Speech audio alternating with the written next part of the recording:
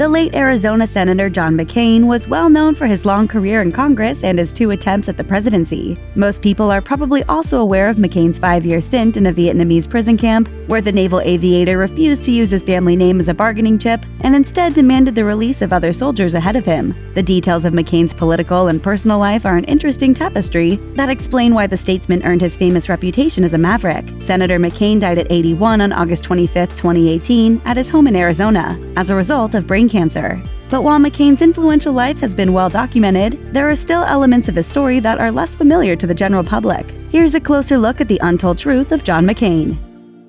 John "Punk" McNasty. John McCain's fiery personality was already evident during his high school days, and it earned him 2 pretty cool nicknames. His classmates dubbed him Punk, while his close friends gave McCain an altogether different nickname that, unfortunately, didn't stick around for his political career: McNasty. The name reportedly came from his time on the wrestling team, but it would also be a fitting title for the start of McCain's military career. From Punk to Hunk.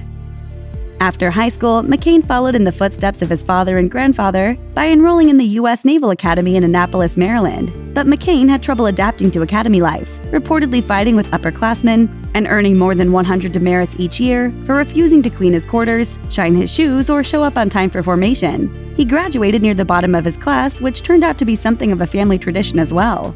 God only knows how I graduated from the Naval Academy.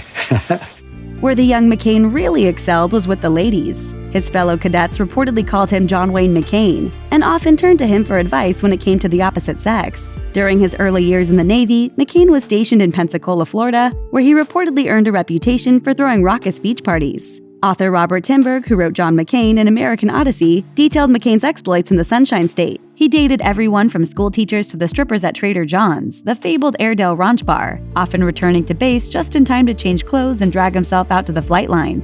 In fact, while stationed in Florida, McCain got involved with a local exotic dancer. Her name was Marie the Flame of Florida. And it wasn't just her name that captured McCain's heart.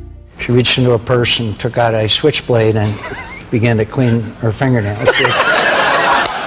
Afterwards, McCain wrote in his book, Faith of My Fathers, he took the worldly, lovely Flame of Florida to dinner. Eventually, McCain settled down and started dating Philadelphia model Carol Shep. They married in 1965 and adopted 2 sons. But just over a year later, on the heels of their daughter Sydney's birth, he was shipped off to Vietnam to serve as a bomber pilot. It would be nearly 6 years before he returned, and their marriage would only last for a few more years after that. Serious about protecting his family.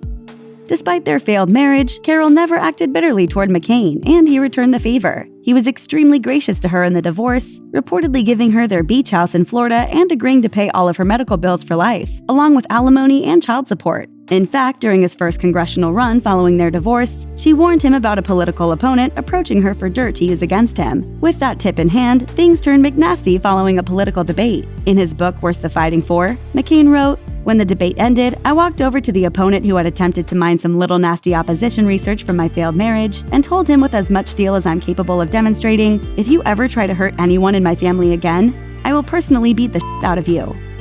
The Bush campaign's dirty trick. In 1999, McCain announced his run for presidency against frontrunner George W. Bush in the Republican primaries. When McCain began upsetting Bush in key places, such as New Hampshire, things got ugly fast. In the days leading up to the South Carolina primary, activists who were allegedly friendly to the Bush campaign circulated a rumor that McCain fathered a child out of wedlock. Not just any child, a quote, Negro child. Soon, flyers appeared depicting the McCain family with a dark-skinned child. The Bush campaign denied being involved in the campaign, but the rumors and their racist implications gained traction. McCain lost in South Carolina, and Bush went on to win the presidency. But what very few people knew at the time was that the child in those campaign flyers was actually John and Cindy McCain's adopted daughter, Bridget, who Cindy met on a 1991 relief mission in Bangladesh via Mother Teresa's nuns. The flyers used McCain's own daughter to smear the candidate. Battling cancer and the president. One of President Donald Trump's biggest campaign promises was to repeal the Affordable Care Act, better known as Obamacare, but that ended up being easier said than done. In late July 2017, McCain flew to Washington just days after the surgery that revealed his brain cancer. At first, it seemed like McCain would vote the party line to pass something called the skinny repeal of the healthcare system. Its passage would still be a political win for the Trump administration. And then the Maverick came out. According to CNN, McCain surprised the president and his party by joining Alaska Senator Lisa Murkowski and Maine Senator Susan Collins in voting no on the skinny repeal and preventing the bill's passage. It was a devastating blow to Trump's agenda, and and it restored McCain's reputation as a fierce independent. A true maverick. Despite a personal and political life that was no stranger to controversy, there's no denying Senator McCain was a dedicated public servant who deeply loved his country. Whether it was surviving in a Vietnamese prison camp or going against his own political party, he wasn't afraid to stay the course when the chips were down. The longtime senator also demonstrated a willingness to put partisan politics aside for general decency. During his presidential run against Obama, a woman at one of McCain's campaign rallies said she didn't trust Mr. Obama because he's an Arab. McCain didn't let that false and racially charged comment sit. No, ma'am. No, ma'am. He's a decent family man, citizen that I just happen to have disagreements with on fundamental issues. Following McCain's passing, former President Obama was among the many voices who responded to the news with great reverence, saying, "Few of us have been tested the way John once was, or required to show the kind of courage that he did. But all of us can aspire to the courage to put the greater good above our own. At John's best, he showed us what that means, and for that, we are all in his debt."